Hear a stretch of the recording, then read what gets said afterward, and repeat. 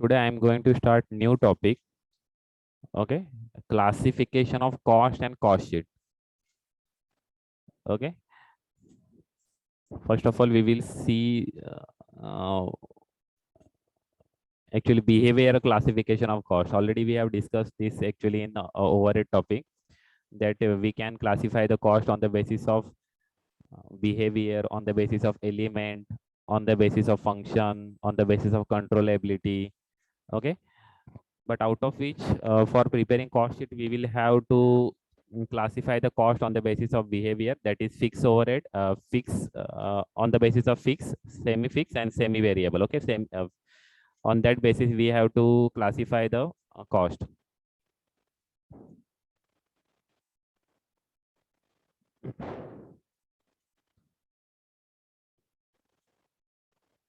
Okay, on the basis of element means direct cost, indirect cost. Okay, this is the classification of cost on the basis of element. On the basis of function means administrative overhead, factory overhead, selling and distribution overhead, finance overhead. These are the classification of cost on the basis of functions. Okay, next classification of cost on the basis of variability. Okay, variability means actually behavior, on the basis of behavior also we can say on the basis of behavior or variability. So on we can classify the cost on the basis of variability by fixed, variable and semi fixed or semi variable expenses.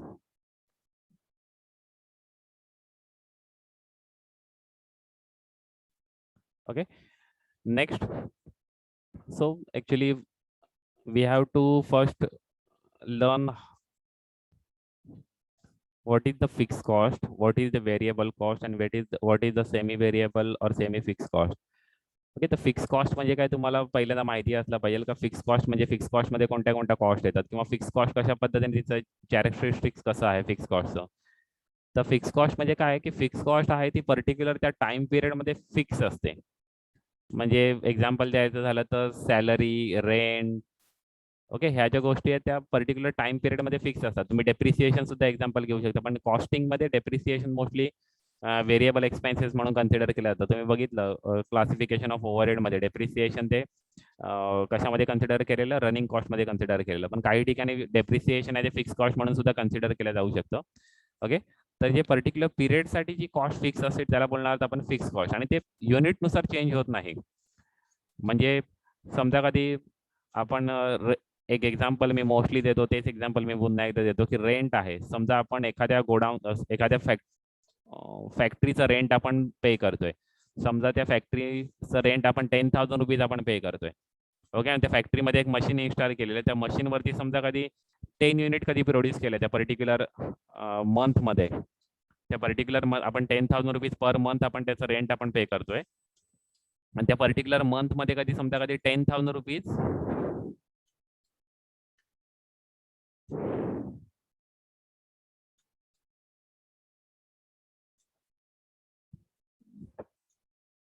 Actually PC खूपच slow आहे actually, त्यामुळे थोडासा वेळ लागतोय. काय loading होतंय.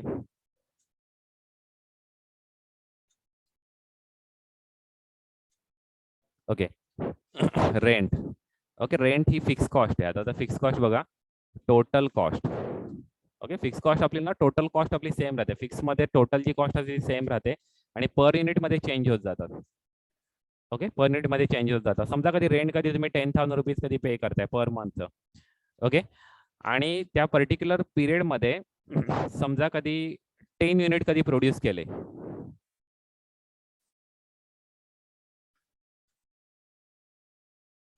Okay, कधी 10 unit कधी प्रोड्यूस केले तर तुमची टोटल कॉस्ट किती राहील. टोटल कॉस्ट तुमची किती राहणार आहे, 10,000 रुपीज राहणार आहे. पण तुमची पर युनिट जी कॉस्ट आहे ती तुमची चेंज होणार आहे. पर युनिट कॉस्ट म्हणजे किती होईल तुमची, 10,000 डिवाइड बाय 10, तर तुमची पर युनिट कॉस्ट होईल 1000 रुपये होईल. 1000 रुपीज तुमची पर युनिट कॉस्ट होईल. ओके, कधी तुम्ही त्या पर्टिक्युलर याच्यामध्ये कधी 100 युनिट कधी प्रोड्यूस केले तर तुमची ही जी कॉस्ट आहे ना ती सेमच राहील. कुठली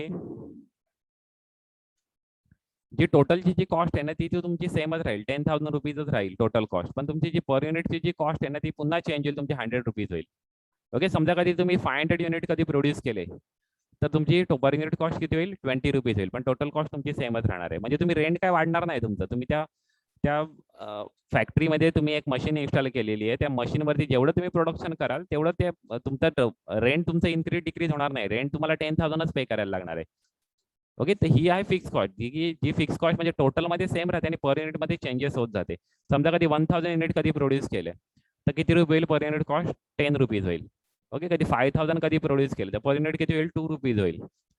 ओके, कधी 5500 कधी प्रोड्यूस केले, आपण 5000 किंवा 6000 घेऊया. आपण कधी 6000 कधी प्रोड्यूस केले तर 6000 केले तर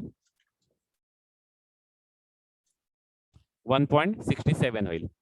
okay, per unit cost change होईल पण टोटलमध्ये आपली सेमच राहणार आहे. ही एक एक्झाम्पल आहे फिक्स कॉस्टचं. ओके, फिक्स कॉस्ट म्हणजे काय? टोटलमध्ये आपली सेम राहणार आहे आणि पर युनिटमध्ये चेंज होत जाणार आहे.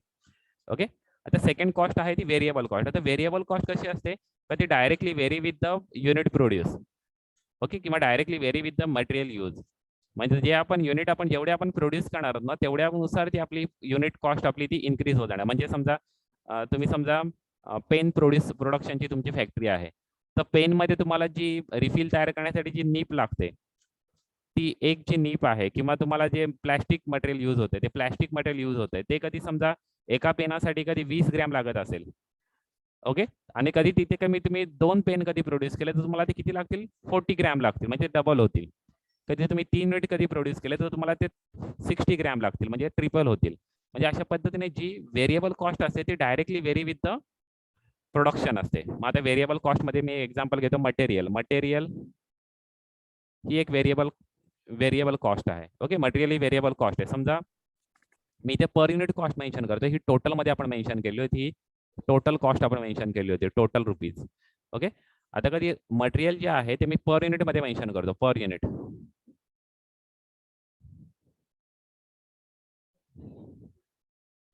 चालेल, ठीक आहे. ओके, ठीक आहे. हां, ठीक आहे. मी एक्झाम्पल घेतो. मटेरियल जे आहे ते 10 रुपीज पर युनिट त्याचे एक्सपेन्सेस आहेत. Okay, 10 rupees per unit expenses आहेत. आता या गोष्टी मी as it is copy paste करून घेतो मटेरियल. ओके, आता इथे काय होणार आहे मटेरियलसाठी? समजा कधी तुम्ही 10 युनिट कधी प्रोड्यूस केले तर तुमची पर युनिट कॉस्ट किती राहणार आहे? 10च रुपीज राहणार आहे. पण तुमची जी टोटल कॉस्ट आहे ना ती व्हेरी होणार आहे as per the changes in production. तुमची टोटल कॉस्ट तुमची 100 रुपीज होणार आहे. 1 युनिट प्रोड्यूस करण्यासाठी तुम्हाला 10 रुपीज रिक्वायर्ड आहे, तर 10 युनिट प्रोड्यूस करण्यासाठी तुम्हाला किती लागतील? 100 रुपीज लागतील. म्हणजे अशा पद्धतीने कधी तुम्ही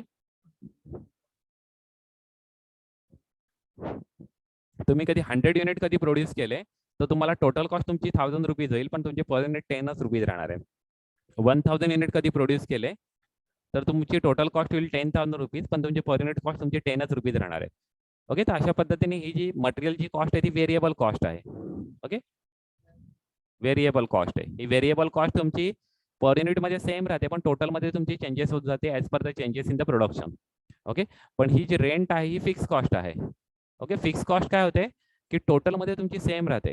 if you see that total cost of the rent is fix for the that particular period. म्हणजे ती पर्टिक्युलर पिरियड मध्ये फिक्स होणार आहे, पण ती तुम्ही कधी युनिट कधी प्रोड्यूस कधी इन्क्रीज डिक्रीज झाले तर तुमची जी टोटल तुमची जी पर युनिट कॉस्ट आहे ती इन्क्रीज डिक्रीज होईल. पर युनिट कॉस्ट तुमची इन्क्रीज डिक्रीज होईल. आणि व्हेरिएबल कॉस्टमध्ये काय होतं? तुमचे कधी युनिट्स कधी इन्क्रीज डिक्रीज झाले तर तुमची टोटल कॉस्ट इन्क्रीज डिक्रीज होते. तुमची जी पर युनिट कॉस्ट आहे ती ॲज इट इजच राहते. ओके, तुमची जी टोटल कॉस्ट आहे ती पर युनिट कॉस्ट तुमची ॲज इट इज राहते, पण तुमची टोटल कॉस्ट इन्क्रीज डिक्रीज होते. कशाच्या वेळेस? व्हेरिएबल कॉस्टच्या वेळेस. आणि फिक्स कॉस्टच्या वेळेस काय होते? Per unit cost increase decrease होते, टोटल कॉस्ट तुमची सेम राहते.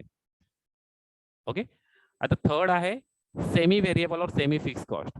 आता सेमी व्हेरिएबल आणि सेमी फिक्स कॉस्ट म्हणजे काय? कधी पर्टिक्युलर स्टेज पर्यंत फिक्स आहे, पण ते पर्टिक्युलर स्टेज क्रॉस केल्यानंतर तुमची ती व्हेरी होते. पर्टिक्युलर आता समजा तुम्ही रेंट पे करताय आणि त्याच्यामध्ये त्यामध्ये तुमची त्या फॅक्टरीमध्ये तुमची एक मशीन इन्स्टॉल केलेली आहे, पण तुम्हाला आता प्रोडक्शन काय करायचंय? इन्क्रीज करायचं, आणि त्या एका मशीनमध्ये तुमचे फक्त मॅक्झिमम 10,000 युनिट्सच प्रोड्यूस होऊ शकतात. त्या एका मशीनमध्ये तुमचे युनिट्स किती प्रोड्यूस होऊ शकतात? फक्त 10,000च युनिट्स प्रोड्यूस होऊ शकतात. ओके, हे रेंटच आहे. ओके, त्या एका पर्टिक्युलर मशीनवरती तुम्ही 10,000च युनिट प्रोड्यूस करू शकताय. ओके, तर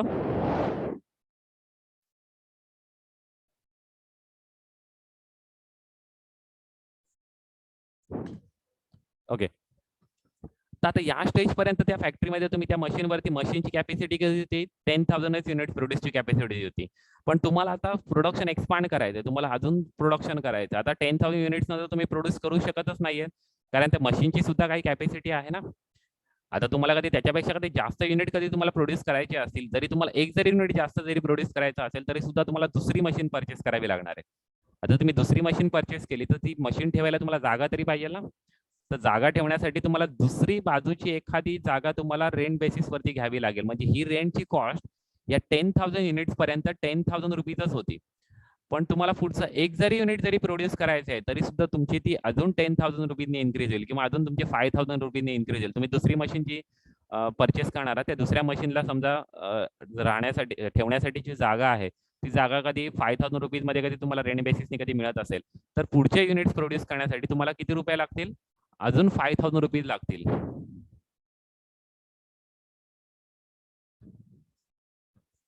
ओके. तुम्हाला अजून एक जरी युनिट जरी प्रोड्यूस करायचं असेल, तर तुमची कॉस्ट किती होईल? 10,000 राहणार नाहीये, तर ती 15,000 होऊन जाईल. ओके. तुमची जी कॉस्ट आहे ती आता 15,000 रुपीज होऊन जाईल. ओके. पुढचे एक जरी युनिट जरी प्रोड्यूस करायची असेल तरी सुद्धा. म्हणजे समजा तुम्ही आता 11,000 युनिट्स कधी प्रोड्यूस केले, तर तुमची पर युनिट कॉस्ट जी आहे ती आता 1.364 होऊन जाईल. 1.36 होईल. ओके. बघा इथे 1 रुपीज झालेली होती, पण ती आता पुन्हा चेंजेस झाली. टोटल कॉस्टमध्ये सुद्धा तुमची चेंजेस झाली. टोटल कॉस्टमध्ये पहिले 10,000 होती, 10,000 युनिट पर्यंत. नंतर ती पर्टिक्युलर युनिट्स नंतर ती एकदम इन्क्रीज झाली. 15,000 झाली. कारण तुम्हाला नवीन फॅक्टरी तुम्हाला रेंट बेसिसनी तुम्हाला घ्यावी लागली आणि त्यानुसार तुमची ती चेंजेस झाली. बघा 11,000, 12,000ला अशा पद्धतीने चेंजेस होतील. ओके. अशा 13,000ला एवढे. पण तुमची टोटल कॉस्ट नंतर त्या पर्टिक्युलर पुढच्या पिरियडपर्यंत ती सेमच राहते. ओके. त्या पुढच्या पिरियडपर्यंत म्हणजे ठराविक याच्यामध्ये ती सेमच राहते. त्याच्यानंतर कधी तुम्हाला अजून कधी प्रोडक्शन करा. आता नेक्स्ट तुम्ही जी मशीन जी घेतलेली ती फक्त 5,000 युनिट्स तुमची प्रोड्यूस करू शकते. तर तुम्हाला 15,000च्या वरती आता प्रोडक्शन करण्यासाठी तुम्हाला अजून एक मशीन घ्यावी लागेल. त्याच्यासाठी अजून तुम्हाला रेंट पे करावं लागेल. त्यामुळे त्याच्यानंतर सुद्धा तुम्ही अजून 5,000 समजा कधी दुसरी कधी तुम्ही जागा घेतली आणि ती कधी हे केली, कधी रेंट बेसिसवरती घेतली, तर इथे 20,000 रुपीज होतील. म्हणजे अशा पद्धतीने तुमची जी टोटल कॉस्ट आहे ती पर्टिक्युलर पिरियडपर्यंत किंवा पर्टिक्युलर स्टेजपर्यंत तुमची सेम राहते आणि त्या पर्टिक्युलर तो स्टेज किंवा पर्टिक्युलर टाइम क्रॉस केल्यानंतर तुमची जी कॉस्ट आहे ती इन्क्रीज होते. टोटल कॉस्ट सुद्धा इन्क्रीज होते. त्याला बोलणार सेमी व्हेरिएबल किंवा सेमी फिक्स्ड. आता ते नाव तुम्ही सेमी व्हेरिएबल मेन्शन केलं किंवा सेमी फिक्स मेन्शन केलं, तरी सुद्धा ते सेमच आहे. का सेमी व्हेरिएबल आणि सेमी फिक्स हे काय वेगवेगळे कॉस्ट बायफर्केशन करण्याचे 2 युनिट नाहीये. तुम्ही काही वेळा सेमी व्हेरिएबल बोला किंवा सेमी फिक्स बोला. ते दोन्ही सुद्धा सेम वन अँड द सेमच आहे. ओके. त्याच्यामध्ये काही चेंजेस नाहीयेत. ओके. तर समजलं? फिक्स कॉस्ट, व्हेरिएबल कॉस्ट आणि सेमी व्हेरिएबल कॉस्ट. ओके. ह्याच्या 3 गोष्टी आहेत. ओके. या 3 कॉस्ट आहेत आणि ह्या कॉस्टवरती आपल्याला हे कॉस्ट शीट प्रिपेअर करताना जास्त कॉन्सन्ट्रेशन करावं लागतं. त्यामुळे ह्या फक्त समजून घ्या. Fix cost. फिक्स कॉस्ट टोटलमध्ये सेम राहणार आहे. पर युनिटमध्ये चेंजेस होत जाणार आहे.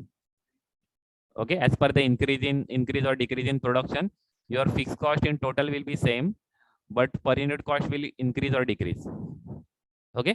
And in case of variable cost, the per unit cost will be same if the production is increased or decrease, but the total cost will be vary as per the production increase or decrease. Production increase decrease झालं तर तुमची जी total cost आहे ती very होईल, increase decrease होईल. पण तुमची per unit cost तुमची ऍज इट इज राहणार आहे. ओके. पर युनिट कॉस्ट तुमची काय राहणार आहे? ऍज इट इज राहणार आहे. तर ही आहे variable cost.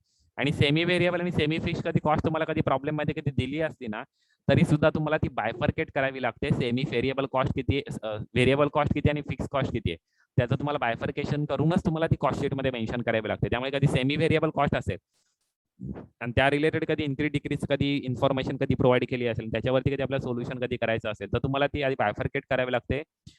What is the fixed portion and what is the variable portion, and after that you can calculate the price for the different unit produce. जेवढे unit तुमचे प्रोड्यूस झाले असतील त्याची कधी तुम्हाला वेगवेगळ्या युनिटसाठी कधी तुम्हाला सेमी फिक्स कॉस्ट किंवा सेमी व्हेरिएबल कॉस्ट कधी दिलेली असेल, तर ती आपल्याला बायफर्केट करावी लागते. फिक्स पोर्शन किती आणि व्हेरिएबल पोर्शन किती, आणि त्यानुसार ती आपल्याला डिस्ट्रीब्यूट करावी लागते. ओके. पण तुम्हाला मेन इथे व्हेरिएबल कॉस्ट आणि फिक्स कॉस्ट तुम्ही मेन समजून घ्या काय आहे ते. ओके. कारण त्याच्याच वरती तुम्हाला कॉस्ट शीट मध्ये तुम्हाला म्हणजे काही कॅल्क्युलेशन्स असू शकतील. ओके. आता ही जी कॉस्ट शीट आहे ना, कॉस्ट शीट एक फॉर्मॅट आपल्याला आहे. म्हणजे कॉस्ट शीट म्हणजे कॉस्टिंगचा P&L अकाउंट. कॉस्ट शीट म्हणजे कॉस्टिंग मधलं profit and loss account. Finance मधला प्रॉफिट अँड लॉस अकाउंट म्हणजे profit and loss account, income statement म्हणजे प्रॉफिट अँड लॉस अकाउंट, आणि कॉस्टिंग मधलं इन्कम स्टेटमेंट म्हणजे cost sheet. Okay, cost sheet नुसार आपण कॉस्टिंग मध्ये आपण कॅल्क्युलेशन करणार आहोत की किती प्रॉफिट झाला किंवा किती लॉस झाला. पण फायनान्शियल अकाउंट मध्ये आपण profit and loss account prepare करतो आणि तिथे प्रॉफिट आहे लॉस आहे आपण फाइंड आउट करतो. ओके, तर आता कॉस्ट शीट जे आपण प्रिपेअर करणार आहोत ना, तर कॉस्ट शीट मध्ये काही गोष्टी तुम्हाला लक्षात ठेवाव्या लागतील का, ज्या गोष्टी कॉस्टिंग मधून एक्सक्लूड केल्या जातात, ते कॉस्टिंग मध्ये कन्सिडर केल्या जात नाही, किंवा कॉस्टिंग मध्ये ते कन्सिडर केल्या जात नाही, ते म्हणजे फायनान्स एक्सपेन्सेस असतील तर ते कॉस्टिंग मध्ये कन्सिडर केले जात नाही, किंवा नॉन ऑपरेटिंग इन्कम. हा,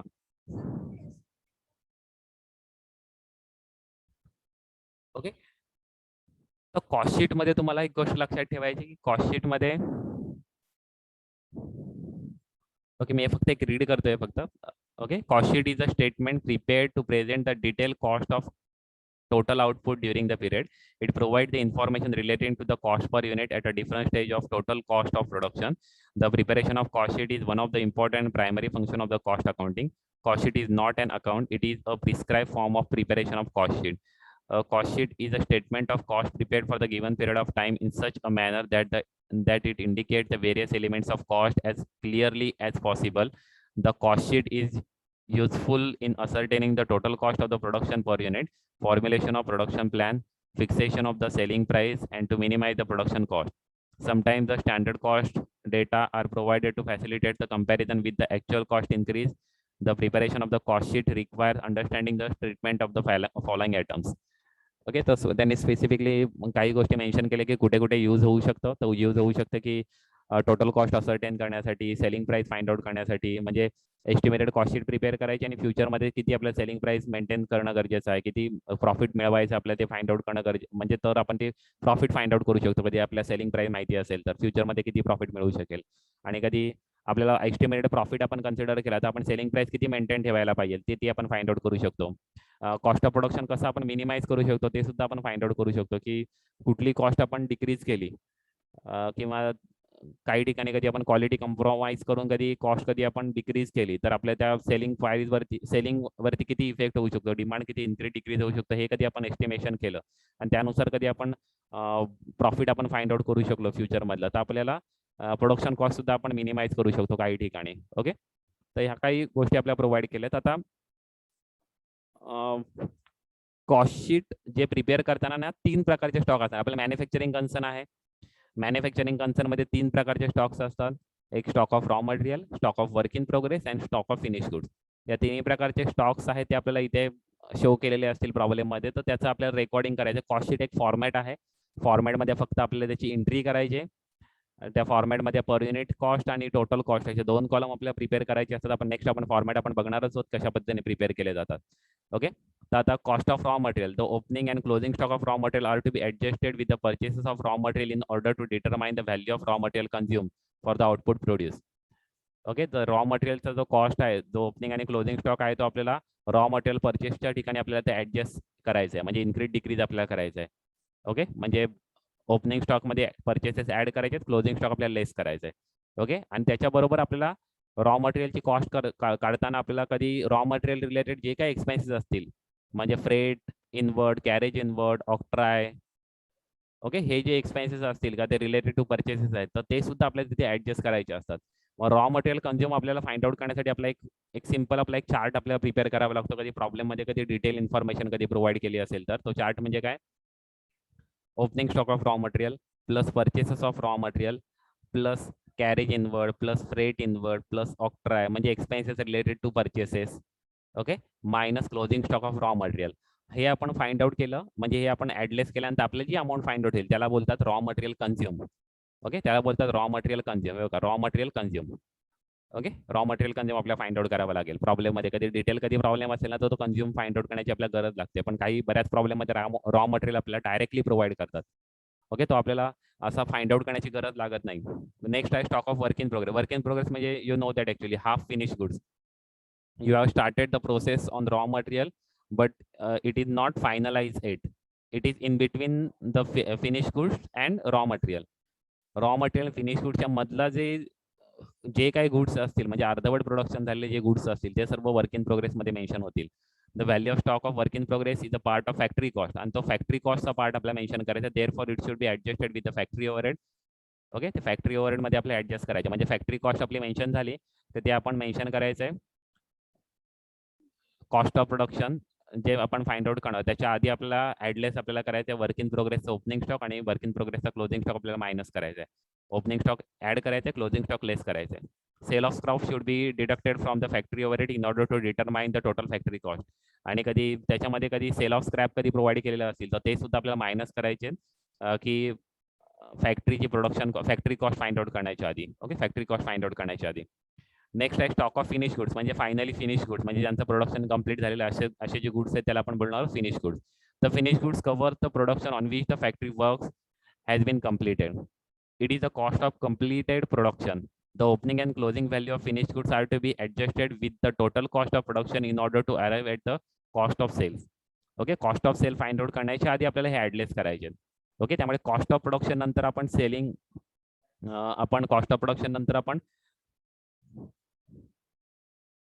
ऍडमिनिस्ट्रेटिव्ह ओव्हरहेड आपण ऍड करणार आहोत आणि ऍडमिनिस्ट्रेटिव्ह ओव्हरहेड नंतर मग आपण हे जे फिनिश गुड्स आहेत ते आपण ऍडलेस करणार. म्हणजे finish goods cost of production आपण फाइंड आउट केली ना का कॉस्ट ऑफ प्रोडक्शन नंतर आपल्याला फिनिश गुड्स आपल्याला ऍडलेस करावे लागतात. ओके, फिनिश गुड्स आपल्याला ऍडलेस करावे लागतात. आता हा जो खूप इम्पॉर्टंट पॉईंट आहे आणि बऱ्याच वेळेस ना ते प्रॉब्लेम मध्ये प्रोव्हाइड करतात आणि मुलं कन्फ्युज होऊन जातात की हे आता काय करायचं. ओके, आता हे मी व्यवस्थित रीड करते. मगाशी मी तुम्हाला सांगितलं सुद्धा, तीच ही गोष्ट इथे रिपीट करतोय. There are certain expenses cost which do not form a part of cost sheet.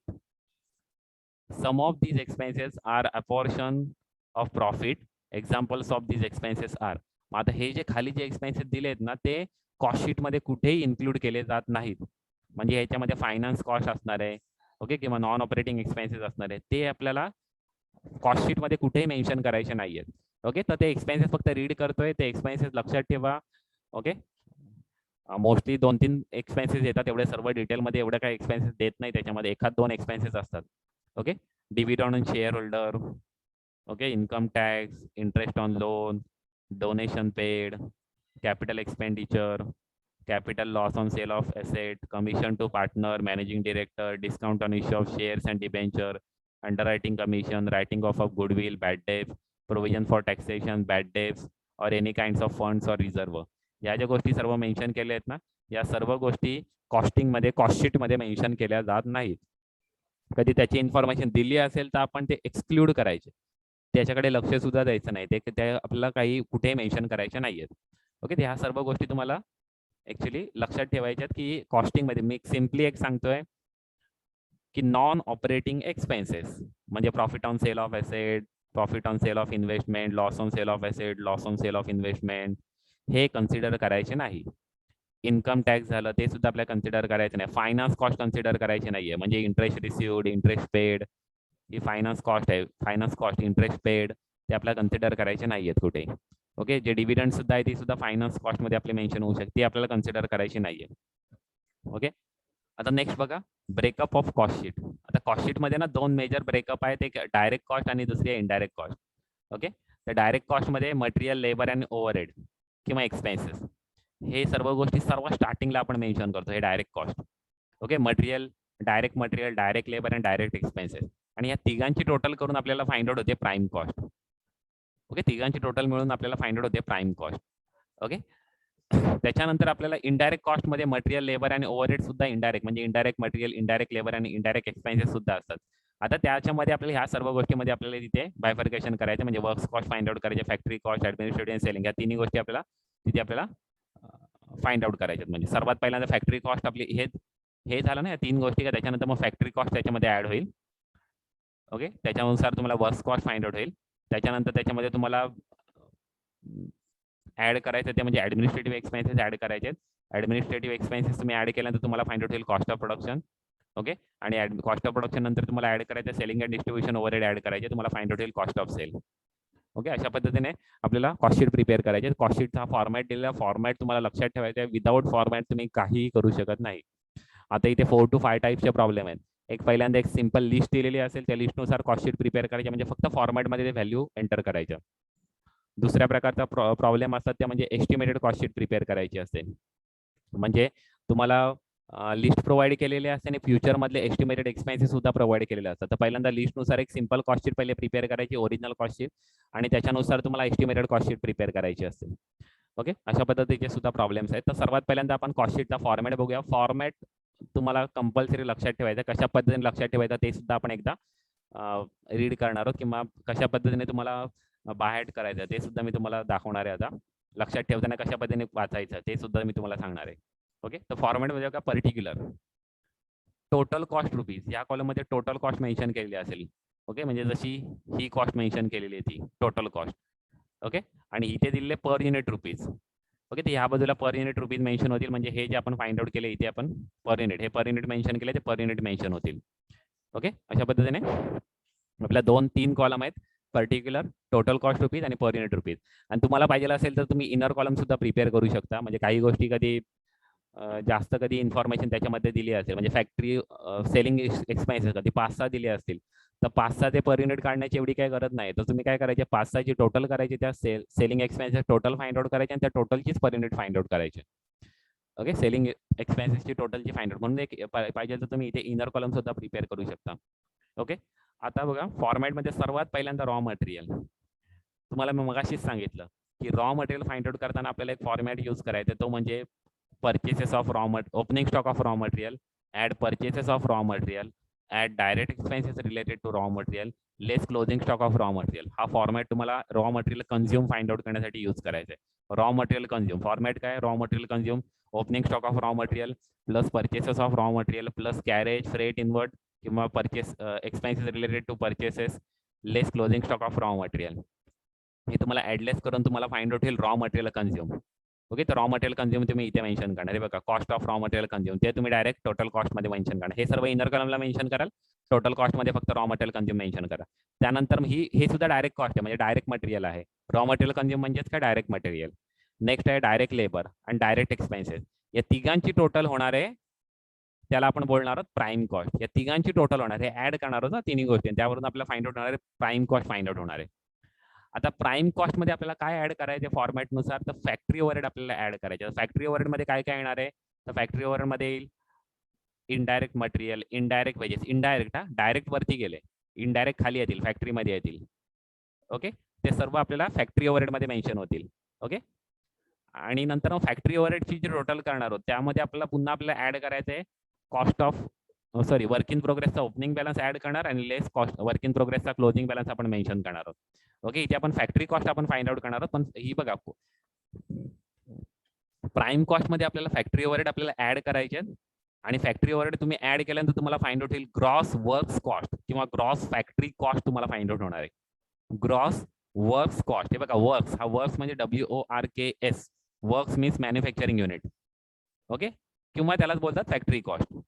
Works cost किंवा फॅक्टरी कॉस्ट, वर्क नाही, वर्क नाही, WORK मेन्शन केलं तर रॉंग आहे. वर्क म्हणजे काम, वर्क म्हणजे आपण इथे कामाची कॉस्ट मेन्शन करत नाही, तर वर्क्स कॉस्ट त्या मॅन्युफॅक्चरिंग युनिटची कॉस्ट आपण मेन्शन करतोय, त्या फॅक्टरीची कॉस्ट आपण मेन्शन करतोय, त्याला वर्क्स कॉस्ट किंवा फॅक्टरी कॉस्ट, त्या दोघांपैकी काही नाव मेन्शन करता येईल. त्या ही फॅक्टरी ओव्हरहेड मध्ये तुम्ही जे झालं ना का इथे नेक्स्ट लाईनला तुम्हाला एक मेन्शन करायचंय, म्हणजे इथे तुम्ही मेन्शन करणार, हे तुम्ही ऍड झालं ना का ह्या पोर्शनला, ह्याच्या खाली तुम्ही मेन्शन करणार आहात ग्रॉस वर्क्स कॉस्ट किंवा ग्रॉस फॅक्टरी कॉस्ट. त्याच्यानंतर तुम्ही ऍड करणार आहात work in progress opening stock, less करणार आहात work in progress closing stock, आणि तुम्हाला फाइंड आउट होईल नेट वर्क्स कॉस्ट किंवा net factory cost find out होईल. ओके, ही फॅक्टरी कॉस्ट फाइंड आउट झाल्यानंतर तुम्हाला नेक्स्ट तुम्हाला पुन्हा ऍड करायचे, ते ऍड येतं इथे ऍड ऍक्च्युअली मेन्शन केलं नाही त्यांनी, पण इथे ऍड आहे. ओके, तर हे ऑफिस अँड ऍडमिनिस्ट्रेटिव्ह एक्सपेन्सेस तुम्हाला ऍड करायचे. ऑफिस अँड ऍडमिनिस्ट्रेटिव्ह एक्सपेन्सेस मध्ये काय काय तर तुम्हाला ऑलरेडी माहिती आहे actually. Okay, printing and stationery वगैरे ज्या सर्व गोष्टी आहेत, सॅलरी वगैरे ज्या गोष्टी आहेत, त्या सर्व ऑफिस अँड ऍडमिनिस्ट्रेटिव्ह ओव्हरहेड मध्ये इन्क्लूड होतील. ओके, तर ते ऑफिस अँड ऍडमिनिस्ट्रेटिव्ह एक्सपेन्सेस तुम्ही ऍड केले सर्व तर तुम्हाला फाइंड आउट होणार आहे कॉस्ट ऑफ प्रोडक्शन, तुम्हाला फाइंड आउट होणार आहे. तुम्हाला काय फाइंड आउट होईल, cost of production find out होईल.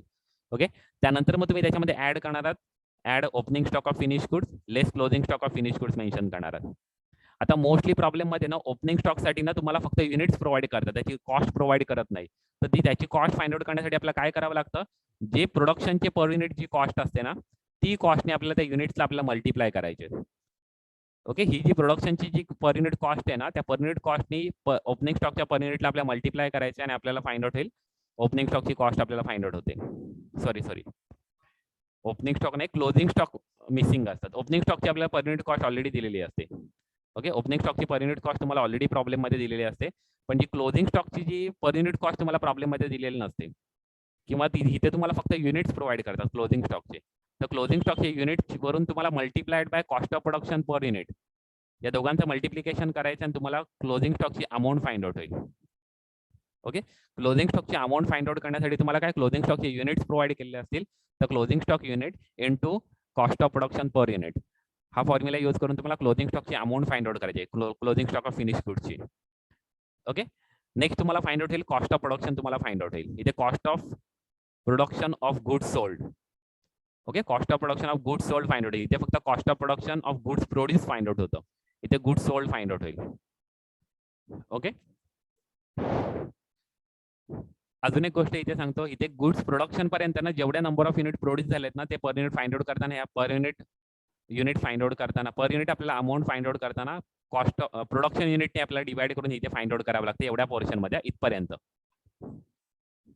म्हणजे ह्या लेवल पर्यंत आपण जे पर युनिट जे फाइंड आउट करणार ते प्रोडक्शन युनिटने आपण डिवाइड करून आपण फाइंड आउट करणार, प्रोडक्शन युनिटने. आणि याच्या खाली जे आपण फाइंड आउट करणार आहोत, ओके, या लाईनच्या आपण जे खाली जे फाइंड आउट करणार आहोत, म्हणजे या प्रोडक्शन युनिटच्या खाली जे आपण फाइंड आउट करणार आहोत पर युनिट, ते युनिट सोल्डच्या अनुसार आपल्याला फाइंड आउट करायचे. युनिट सोल्डने डिवाइड करायचं आणि पर युनिट आपल्याला फाइंड आउट करायचे. याच्या खाली आता युनिट सोल्डनुसार आपल्याला फाइंड आउट करावे लागतात. ह्या दोघांची सुद्धा पर युनिट मध्ये मेन्शन करण्याची गरज नसते, ओपनिंग स्टॉक आणि क्लोजिंग स्टॉकची. पर युनिट मध्ये अमाऊंट मेन्शन करण्याची गरज नसते. Opening stock of finish goods आणि क्लोजिंग स्टॉक ऑफ फिनिश गुड्सची अमाऊंट आपल्याला पर युनिट कॉलम मध्ये मेन्शन करायची नाहीये, फक्त रुपीज मध्येच मेन्शन करायचे. ओके, नेक्स्ट आपल्याला फायनली आपल्याला हे cost of finish goods sold find out होता. त्यानंतर आपल्याला ऍड करायचं selling and distribution overhead, add होणार आहे सेलिंग अँड डिस्ट्रीब्युशन ओव्हरहेड, आणि तुम्हाला फाइंड आउट होणार आहे कॉस्ट ऑफ सेल. ओके, त्याच्यामध्ये तुम्ही ऍड करणार आहात प्रॉफिट आणि तुम्हाला फायनली फाइंड आउट होणार आहे सेल्स. असा पूर्ण फॉर्मॅट आहे. ओके, असा पूर्ण फॉर्मॅट आहे. आता फॉर्मॅट मी जसं रीड करते तसं सेम पद्धतीने तुम्ही 8 ते 9 वेळा, 10 ते 15 वेळा, जोपर्यंत तुमच्या पूर्ण कंप्लीट लक्षात येत नाही तोपर्यंत तुम्हाला ती पूर्ण रीड करायची, वाचत राहायचे. तुमची जी पाठांतर झाली पाहिजे अशा पद्धतीने तुम्हाला प्रिपरेशन करायचंय. ओके, तर कशी रीड करतोय, रॉ मटेरियल पासून आपल्याला रीड करायला घ्यायचंय. तर opening stock of raw material consume is equal to opening stock of raw material plus purchases of raw material add direct expenses related to raw material less closing stock of raw material is equal to cost of material consume is equal to material raw material consume. Add direct labor, add direct expenses is equal to prime cost. Add factory overhead is equal to works cost or factory cost gross. Add work in progress opening balance less work in progress closing balance is equal to works cost net works cost or net factory cost. Add office and administrative expenses is equal to cost of production. Add opening stock of finished goods less closing stock of finished goods is equal to cost of production. Okay, cost of production of finished goods. Okay, add selling and distribution overhead is equal to cost of sale. Add profit is equal to sales. अशा पद्धतीने तुमचा जो format आहे तो complete तुमचा पूर्ण लक्षात राहायला पाहिजे. जेवढ्या वेळा तुम्हाला रीड करता येईल तेवढा तुम्हाला रीड करायचा आणि लक्षात ठेवायचा. तो नोट डाऊन करा. 2 ते 4 वेळा हा जो फॉर्मॅट आहे तो. ओके, हा तुमचा फॉर्मॅट कधी क्लिअर झाला तर तुम्हाला ऍक्च्युअली प्रॉब्लेम तुमचं 50% काम तुमचं झालेलं आहे, कारण पुढे काही थोडंफार कॅल्क्युलेशन आहे, बाकीचं तुम्हाला as it is note down करायचं आहे. म्हणजे प्रॉब्लेम मध्ये दिलेली कधी लिस्ट दिलेली असेल त्या ऍज इट इज त्या फॉर्मॅटमध्ये फक्त ती मेन्शन करायचे. ओके, त्यामुळे फॉर्मॅट प्रिपेअर करणं खूप गरजेचं आहे. आता त्याच गोष्टी इथे वरती दिल्या. एलिमेंट्स ऑफ टोटल कॉस्ट मध्ये प्राइम कॉस्ट मध्ये कुठल्या गोष्टी येतील, या 3 गोष्टी, direct material, direct labour, direct expenses. Okay, next work cost मध्ये तुम्हाला prime cost plus factory overhead mention होतील. ओके, नेक्स्ट आहे कॉस्ट ऑफ प्रोडक्शन मध्ये prime cost plus factory overhead plus ते ऍडलेस केलेलं जे वर्क इन प्रोग्रेस आहे ते सुद्धा त्याच्यामध्ये येईल. ओके, आणि नेक्स्ट ऍडमिनिस्ट्रेटिव्ह ओव्हरहेड सुद्धा येतील त्याच्यामध्ये. ओके, आणि ते तुम्हाला काय फाइंड आउट होणार आहे, cost of production find out होणार आहे. ओके, कॉस्ट ऑफ प्रोडक्शन मध्ये तुमचं ते फिनिश गुडचं सुद्धा ओपनिंग अँड क्लोजिंग स्टॉक तिथे आपल्याला ऍड करायला लागेल, आणि आपलं कॉस्ट ऑफ प्रोडक्शन आपलं नाही फिनिश गुडचं त्या कॉस्ट ऑफ प्रोडक्शनच्या नंतर मेन्शन होतं actually. Okay, cost of production consist of the works cost plus additional amount of office and administrative overhead. Okay, next आहे कॉस्ट ऑफ सेल मध्ये आपल्याला कॉस्ट ऑफ प्रोडक्शन आपलं mention होईल, त्याच्यामध्ये selling and distribution overhead सुद्धा mention होतील. Cost of finish goods sold plus selling and distribution overhead mention होतील. आता बघा, कॉस्ट ऑफ सेल आणि cost of cost of finish good sold या दोन्ही वेगवेगळ्या कन्सेप्ट येतात. Cost of finish good sold आणि कॉस्ट ऑफ सेल या दोन्ही वेगवेगळ्या कन्सेप्ट आहेत. Cost of finish good sold मध्ये तुम्ही selling and distribution overhead add करणार आहे, तेव्हा तुम्हाला cost of sale find out होईल. ओके, आपण नेक्स्ट लेक्चरला आपण प्रॉब्लेम बघूया. ओके,